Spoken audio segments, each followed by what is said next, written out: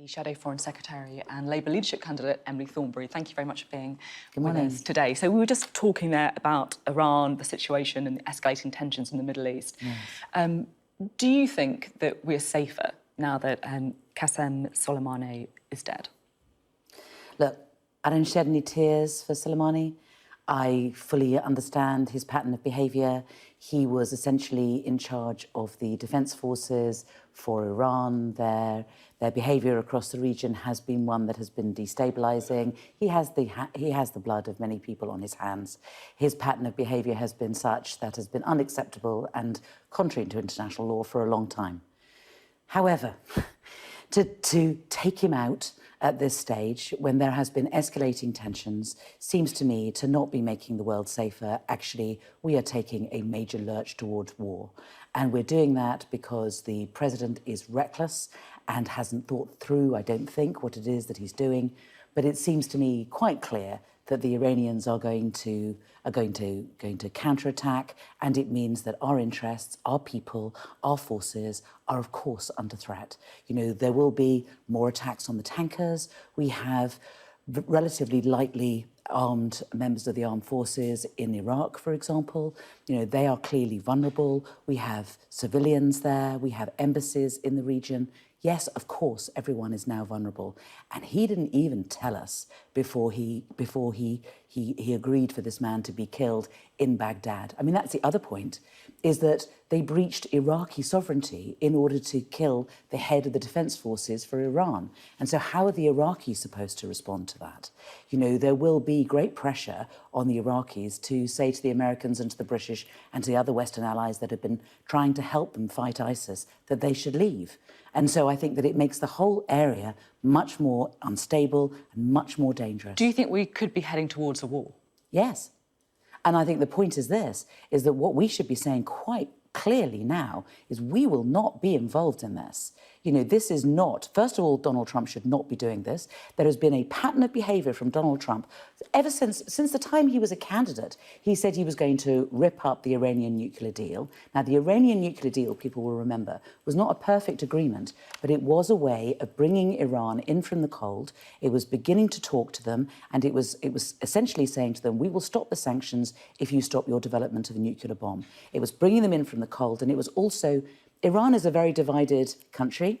There is a so-called moderates in Iranian terms, you know, led by people like Rouhani, who are the ones who really stuck their neck out in order to be able to be involved with the West. And then there are the hardline theocrats, those that are responsible for holding Nazanin Zaghari-Ratcliffe.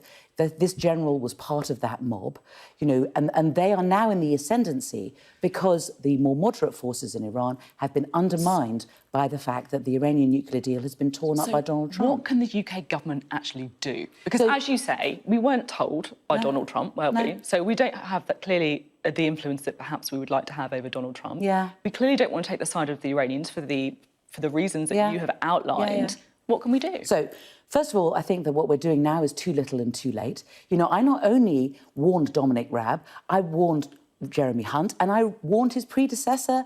You know, and I said, I remember saying, right, to Boris Johnson, I am really worried that the president is going to rip up the Iranian nuclear deal. And he said to me, you should spend a bit less time reading the newspapers. I mean, it's ridiculous. You know, we have been complacent. When did you say that to him? In Foreign Office questions. In Foreign Office questions, I raised with him my concerns about where the Americans were going and what was going to happen. And one of the reasons I did was because the Chief of Staff of Colin Powell, and Colin Powell, people will remember, was the general responsible for the Iraq war. His Chief of Staff said, we are going down the same path as we did before the Iraq war. But a war with Iran will be 10 to 15 times worse in terms of loss of life and the costs. And he said, we have to stop. It was wrong for us to go to war in Iraq. It'll be even worse if we go to war with Iran. And I have been warning about this. And, you know, we now find ourselves in this situation. And the question now for Britain is, do we stand firm and say to the Americans, this is the wrong thing to do. We do not drag us into a war. We refuse to be involved in a war. And I believe that when I say that, I speak on behalf of the majority of the British people who know that the last 4 wars in the Middle East we have gone into with the idea of, oh, this is a bad man, let's take him out, without any plan as to what the consequences would be or what it is that we want to achieve. To be fair to the government, they are using the word, as we heard from Dominic Raab there, de-escalation again and again. I mean, this doesn't sound like someone who's about to go and go to war with Iran. But secondly, my point is, you're talking there about the warnings about the US behaviour. Yes. The way to stop that is to have influence over the US. And I do just wonder, I mean, just to pick one quote that you said previously about President Trump, you said he's a sexual predator, he's a racist, and it's right to say that. I mean, do you really think that this famously thin-skinned man would heed your warnings if you've spoken about him like that in public? Well, I tell you what, I mean, my experience of bullies is that you stand up to them. I mean, Theresa May held his hand and held his hand.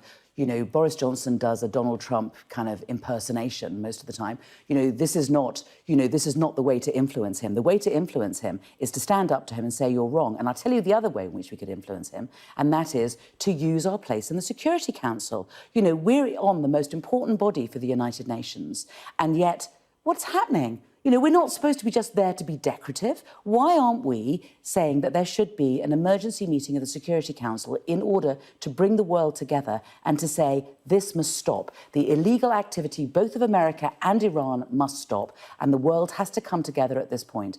And the British Parliament and the British people have to speak with one voice and say, we will not be involved in this war.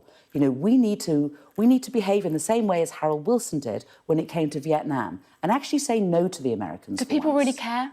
Oh, if we get involved or not? I mean, this is a war between superpowers. No. Listen, the reason that we care is because we will be putting our brave British troops on the line. I think about them and I think about their families. I think about the loss of life. I think about the dual nationals. I think about Nazanin Zaghari-Ratcliffe and all the other dual nationals who are languishing in jail wrongly, and how they will be vulnerable. I think about the whole region. I think about 83 million Iranian people, who are innocent, who will become victims of a war like this. Of course we should care. We should take responsibility. We are international players. Of course, we have other preoccupations, and clearly the Prime Minister has a lot of preoccupations. He's sunning himself, drinking vodka martinis, somewhere else, and not paying attention to this. It is important that we do it. We've had 3 COBRA meetings where Mark Sedwell, the chief civil servant, has had to chair it because the Prime Minister hasn't been available. Are there any such situation where you could support military intervention? Of course. If we are at risk of imminent attack, then of course we always defend ourselves. Of course we do.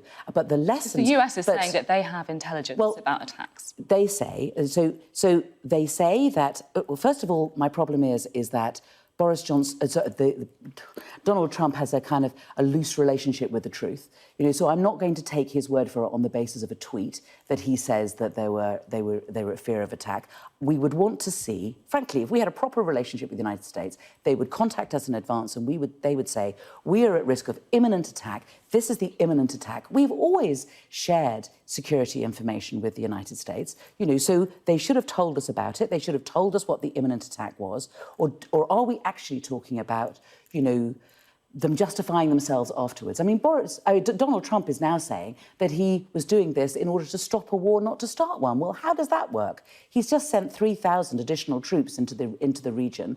We have 2 naval vessels now, redeployed in the area. It doesn't look like we're walking away from a war. It looks like we're about to walk into one. OK. Now, I'm keen to talk to you about, as well, your pitch for the Labour leadership. You've thrown your hat into the race. You want to take the top job in Labour, taking over from Jeremy Corbyn.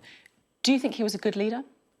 Well, can I just first say, I mean, to be honest with you, for the last sort of 24 hours, I haven't necessarily been that preoccupied with the leadership. Obviously, the fact that we may be about to go to war has been my major preoccupation over the last day or so. And I think that's only right, because I am concerned that the British government are not doing enough. They are not taking this seriously, and they are ducking this issue, and they must not. We can play and we must play a pivotal role in this. So that's what I've been doing more than anything else. But looking forward? OK, so looking forward.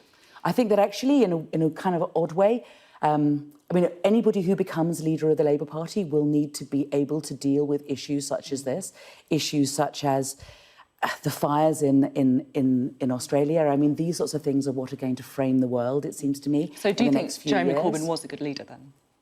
I think that Jeremy had many, many talents and I think the reason he was popular in the Labour Party was because he spoke from the heart. When he was first elected, he had an authenticity about him that people found really attractive. And he moved us away from all this triangulation. I think that also he was very important in terms of winning the argument within the Labour Party about us simply going down the road of austerity all the time. So I think that there were many things. Do you think you won the argument in the country as well as the Labour Party? Well, he clearly didn't win the argument in the country. We didn't win the general election. I think that the Conservatives have moved towards us and have accepted that austerity has to end. Whether they've actually going to do that or not, of course, is another matter. But, you know, at least they pay lip service to our argument that we have to stop austerity because the people who are suffering are those at the bottom of the pile. So, you know, there were achievements, but the most important achievement for any Labour leader is to win elections. We were established by working people to look after them in government. And if we can't win elections, then we are failing as a party and the leadership is failing too. And you certainly didn't win the election. It was like you got the fewest number of seats since the 1930s. Yeah, why do you think you had such a catastrophic result? I think there were a number of factors. I think that there are all kinds of criticisms in terms of the way in which the election was organised. I think that it was done very badly. I think that we weren't sufficiently clear about what our priorities were. I think that there's nobody, if anybody looks at the manifesto, they can't say, well, I don't like this or I don't like that, but there was too much in it. We didn't have... People didn't trust it.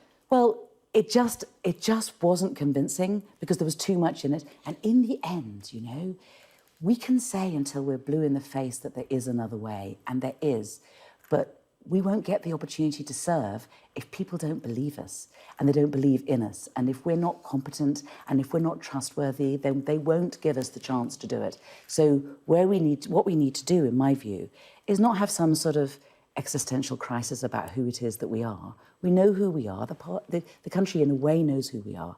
But we need to be clear about what our plan is, where we're going, and in order to, we have to be able to convince people that we have certain priorities and those priorities are theirs. We need to make sure that we listen to the country and we listen to what their problems are and we put forward solutions in a way which is meaningful and they can believe in us. One of the other big issues, of course, from the election was Brexit. I just want to have a look at something that Caroline Flint said on this show before Christmas, something you've come back against very strongly. Caroline Flint, former Labour MP, lost her seat in Don Valley, said this: "I don't believe anybody who has been the architects of our European policy in the last few years is credible to be leader." And then she went on to say, "Keir Starmer led us down the path of a second referendum, and I'm afraid Emily Thornberry did as well. She said to one of my colleagues, 'I'm glad my constituents aren't as stupid as yours.'" Now, you've come back saying that's not true. You're pursuing legal action. Well, it's in the hands of my lawyers. I mean, I've issued a letter before action and, you know, along with everything else I need to do next week, I need to see my solicitors and we need to issue a writ. So, how about the... I mean, you can't just make up rubbish about me and not expect me to take legal action. I mean, people can slag me off and they do. But so long as they do it on the basis of truth, I'll take it on the chin. But if they start making things up, I have to take legal action. And I have done, I'm afraid, on 3 or 4 previous occasions when newspapers have said things about me that aren't true and when my political opponents have said things about me that aren't true. And it looks like I may have to do it again. How about the... Even though she's a Labour MP, which is, you know, I deeply regret that we're going to need to do this. But if we have to do it, we have to do it. How about the wider point that people like yourselves and Keir Starmer should not lead the Labour Party because you backed a second referendum? Well, I think that we shouldn't have had a general election on a single issue. I think that what we did, that we gave Boris Johnson power by allowing him to wrap himself up in the lie that he could get Brexit done by the end of January, because it won't be done. We will need to continue to negotiate a relationship with Europe, and obviously we will be leaving at the end of January, but you know, getting Brexit done will also mean negotiating an ongoing relationship, because 50% of our trade is with Europe, and frankly, there's another 40 trade agreements with the rest of the world that simply come from us being part of the European Union, and we're going to have to negotiate all of those as well. And he says that he can do it by the end of the year. Obviously, this is an ongoing issue that we're going to need to deal with. My point is this. Because we agreed to a general election and because it was going to be a Brexit election, I think that was a mistake. I think that if we wanted to deal with a single issue, we should have said, let's deal with that single issue by having a referendum. A general election is not a referendum. And we thought that we could change the subject. Do you still want to remain now, after the election? Oh, I think that it's in Britain's interest to remain in the European Union, but we're leaving. So what do? I mean, I'm a practical, pragmatic politician. We're leaving at the end of January. Okay. So what's important now is that we ensure that we have a relationship with Europe that's going to work for jobs and the economy. Just want to quickly show you a YouGov poll that was done this week on Labour members and who they want to see as the next Labour leader. You can see here, this is the percentage of first preferences. So Keir Starmer way out in the head, 31%, Rebecca Bailey, 20%. 6%. Have you got a chance? Well, I remember looking back at the other two leadership elections, and Andy Burnham was absolutely going to win the last one, and David Miliband was absolutely going to win the one before. I mean, it hasn't even started yet. So we've got a busy week in front of us. We will see what the rules are. The campaigns will be launched. We'll have some hustings. We're going to go around the country, and let's see what people actually think. Because, you know, as I say, the campaign hasn't even started yet. Just finally, just looking at some of these faces here, it's more women than men, and actually more women potentially entering the contest as well. You've previously said that it's embarrassing that the Labour Party's never had a female leader. Would it be embarrassing if, in a contest where more female candidates are standing than male, that Labour ends up with another male leader? Look, let's make sure that we get the best candidate. I mean, obviously that's got to be the most important thing, and it'll be for the members to decide. But I think that the best candidate happens to be a woman. But let's see what they say. OK, thank you very much for coming on the programme today. Thank you.